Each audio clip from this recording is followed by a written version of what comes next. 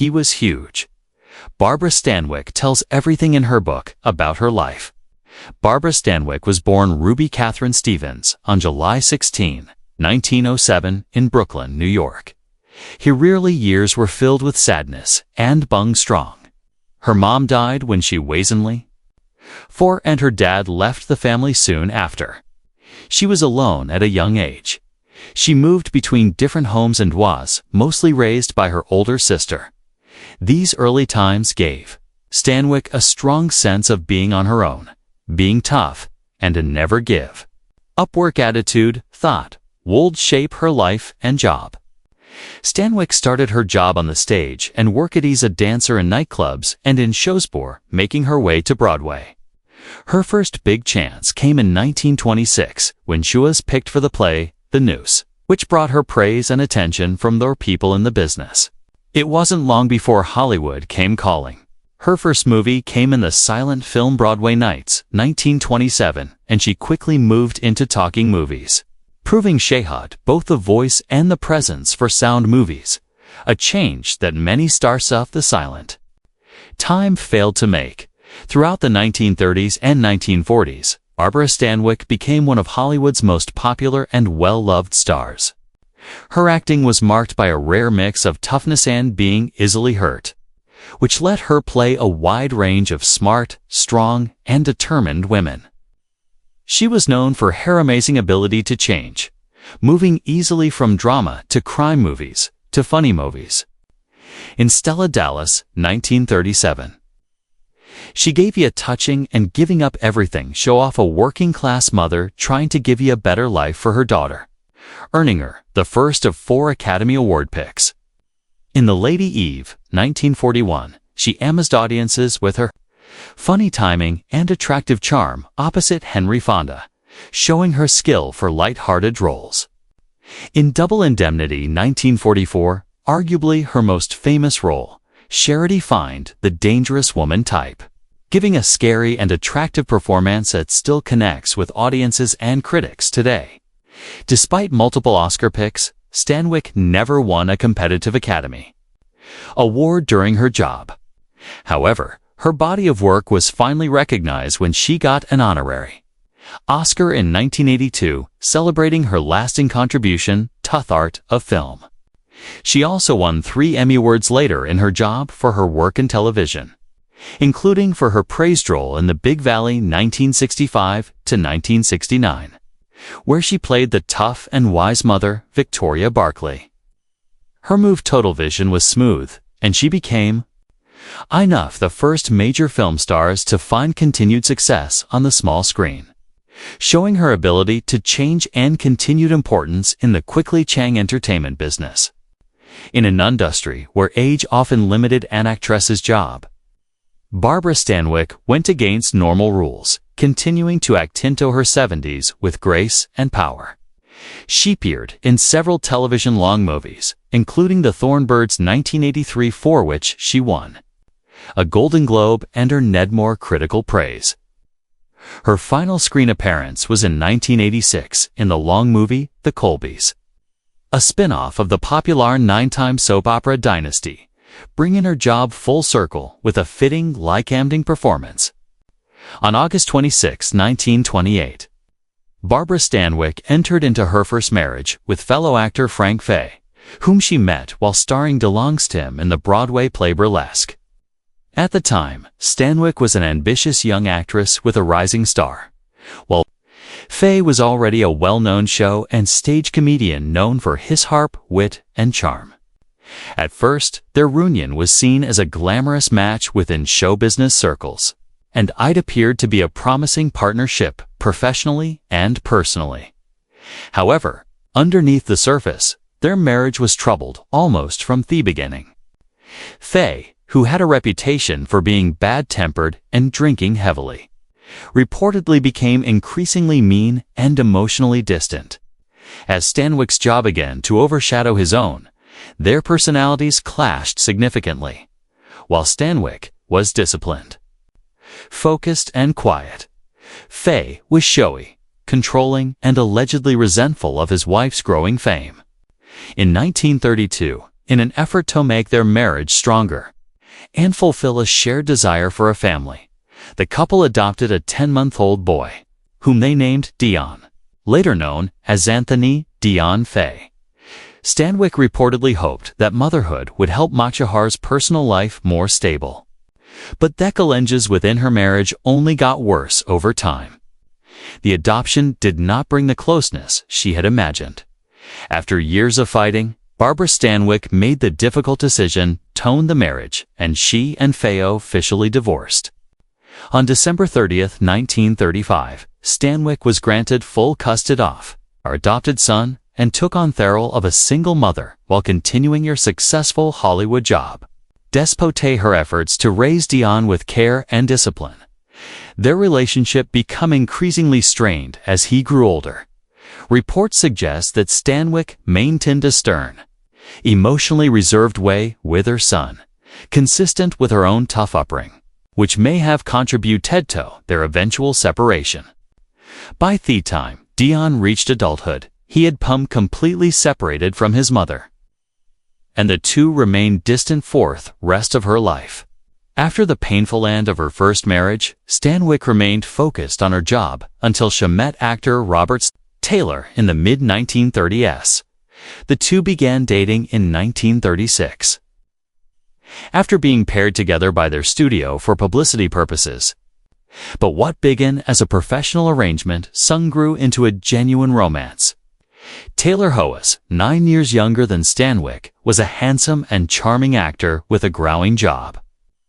And the two quickly became one of Hollywood's most beloved couples. Their courtship lasted for 3 years and was heavily followed by the media, often referred to as a fairy tale romance. On May 14, 1939, after guessing and encouragement from friends and studio bosses, the couple finally married in a private ceremony at Stanwyck's Beverly Hills home. Although the marriage was often shown by the press as perfect, it was not. Without its challenges, the couple's demanding film schedules, combined with their differing personas, Stanwyck being more grounded and practical, while Taylor, the social and somewhat distant, eventually took a toll. Despite these differences, they shared many happy years together, supporting one another's jobs and maintaining a close friendship. Stanwyck was said to be deeply in love with Taylor, even adopting some of his interests, such as horseback riding and drenching.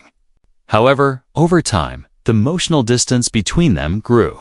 Taylor, uncomfortable with confrontation, reportedly asked Stanwyck to be the Oneto start divorce proceedings so as to preserve his public image. In a gesture of understanding and grace, she agreed to his request. On February 21, 1951, after having separated the previous year, Barbara Stanwyck and Robert Taylor's marriage was officially ended. The divorce was characterized as friendly. Stanwyck never remarried, and many close to her believed she never fully got over Taylor. Even after their split, the two remained friendly, and Stanwyck continued to speak kindly of him in public. Following Taylor's death from lung cancer in 1969, Stanwyck was said to be devastated, mourning him in private and refusing to attend the funeral out of respect for his new wife, but sending flowers with a heartfelt note. These two relationships marked the most significant romantic chapters in Barbara Stanwyck's life. While both ended in divorce, they also showed her emotional strength, her loyalty, and her ability to love deeply, even when circumstances grew painful. Throughout her life, she chose to channel her personal sorrows into her work, becoming one of the most respected and versatile actresses of Hollywood's golden age. A startling revelation that turned heads even decades after her prime. Legendary actress Barbara Stanwyck left nothing to the imagination in a candid, unpublished segment of her personal book. One thought that's only recently come to light through Garchavel research. While Stanwyck was famously private throughout her life, especially concerning her romantic relations, she reportedly dropped a bombshell about her encounters with none other than Burt Lancaster, the towering titan of classic Hollywood. cinema. With raw honesty and a mix of admiration, astonishment, and lasting curiosity. Stanwyck described Lancaster in a Wathot has fueled countless whispers, Andre evaluations of their off-screen chemistry, referring to him as massive. Stanwyck was not merely commenting on his physical height or muscular frame, though at over 6 feet tall and blessed with a body that had once earned him acclaim as a circus acrobat. Lancaster certainly fit the bill. What Stanwyck played, however, went far beyond mere hate. In her book, she seemed to hint at his commanding presence both in and out of the bedroom. She described the first time they met in vivid detail. Lancaster's broad shoulders outlined against the light. His voice, a thunderous, deep sound that seemed to vibrate through her bones. And the intensity in his piercing blue eyes, that left her momentarily breathless. She recalled their electric on-set interactions during the golden years of Hollywood when both were at the height of their jobs. Though they never officially starred together in a major romantic movie, the tension between them was obvious. Behind the scenes, that crew members often whispered about, buttered, not mentioned aloud. Stanwyck recounted private dinners, secret meetings, and stolen moments during studio parties when their eyes locked across crowded rooms. There was an undeniable magnetism, she wrote, and a physical energy that defied Hollywood's polished scripts and lighting cues. Stanwyck, always the tough, independent woman, both on screen and off, admitted that she had rarely met a man who could challenge her emotionally or intellectually. Lancaster was the rare exception. He didn't just walk into a room, she wrote. He owned it, and he knew exactly what effect he had on people.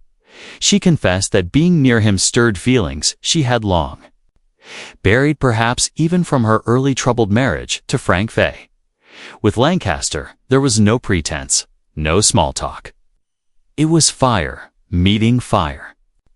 What captivated her most, though, was not just his sexuality or his star power, but the raw vulnerability he occasionally let slip behind closed doors. Despite his image as a tough Hollywood rebel, Lancaster carried an emotional depth that Stanwyck claimed few ever saw. In a particular rioting passage, she described a late-night conversation where he opened up about his regrets, his complicated drellophones with fame, and the loneliness that often came with being worshipped. He was massive, she emphasized again, not just in body, but in presence, in passion, in pain. The book reveals that whatever they had was brief, charged, and perhaps doomed by circumstance. Yet it left a permanent mark on Stanwyck. She closed the passage saying, "Some men pass through your life like shadows on a wall. But Bert, he was a force of nature. I still feel him in the silence sometimes." This confession, buried for years, adds a new layer to both stars' legacies. One off vulnerability, unspoken passion, and the electric intimacy that Hollywood spotlight often hides. For Stanwyck played strong, tough women on screen. This intimate admission reveals a side of her rarely seen. One deeply human, longing and captivated by a man who in never a way was truly massive. Though Barbara Stanwyck officially retired from active screen work in the 1980s, her job years were far from idle. Even after stepping away from the camera, she remained vibrantly engaged in a quiet but purposeful life, often contributing to helpful causes, though she avoided a public recognition for her good deeds. A fiercely private woman who always maintained a strong sense of independence, Stanwyck chose to keep her giving outside the spotlight. Those closest to her knew of her generosity, which often extended to organizations supporting struggling actors, children in need, and various Catholic charities, reflecting the values she had held close in her difficult early life. Her preference for discretion was consistent with her entire public persona, elegant, dignified, and without the need for applause. Despite her efforts to maintain a peaceful life in retirement, Stanwyck faced a scary incident in 1981 that deeply shook her sense of personality. while living in her luxurious but tastefully understated home in the prestigious Turistdale Estetesny neighborhood of Beverly Hills. She endured a traumatic home invasion. In the middle of the night, she was abruptly awakened by a male intruder who had broken into the property. The man attacked her, striking her on the head with a blunt end of a flashlight, leaving her confused and bruised. Hetton forced her into a closet, locking her inside while he searched through the home. The burglar fled the scene with an estimated $40,000 worth of her personality, much of it sentimental in value. Though she survived, the attack-end did not publicize the ordeal. The incident left a psychological scar. The violation of her sanctuary was a stark reminder that even a respected Hollywoodland was not immune to the threats of the outside world. In 1982, while filming the acclaimed television long movie, The Thornbirds, Stanwyck suffered another setback, this time medical. During one of the scenes involving special effects, she accidentally breathed in a large amount of smoke used on the set. The exposure had a devastating impact on her already weakened breathing system. The smoke triggered a severe bout of bronchitis, and unfortunately, the condition was made worse by her long history of cigarette smoking. Stanwyck had started smoking. She was just 9 years old, an alarmingly young age, influenced in part by the rough and tumble environment of her youth and the norms of early 20th century show business. Though she eventually gave up the habit in her late 60s, the damage had been done. Decades of smoking had taken a serious toll on her lungs, leaving her vulnerable to chronic illnesses and drastically reducing her overall vitality in her final years. Barbara Stanwyck passed away on January 20, 1990, at the age of 82. Her death occurred at St. John Shelf Center in Santa Monica, California, where she had been receiving treatment for several serious health conditions.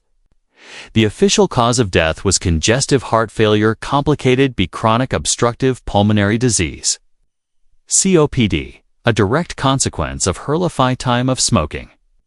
Her final days were marked by quiet reflection, surrounded by a few close friends and trusted caregivers. True to the privacy she had guarded her entire life, Stanwyck made it explicitly known that she did not wish for any funeral or public memorial. She requested no fanfare, no Hollywood rebukes, and no eulogies. In accordance with her wishes, her remains were cremated.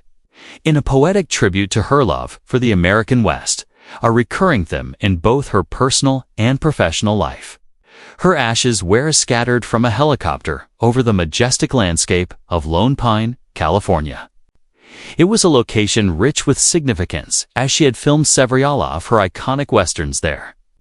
The scattering of her ashes symbolized a final return to the rugged beauty and freedom that had always defined her both on screen and off. A fitting farewell for a woman who had spent her life defying conventions and forging her own path.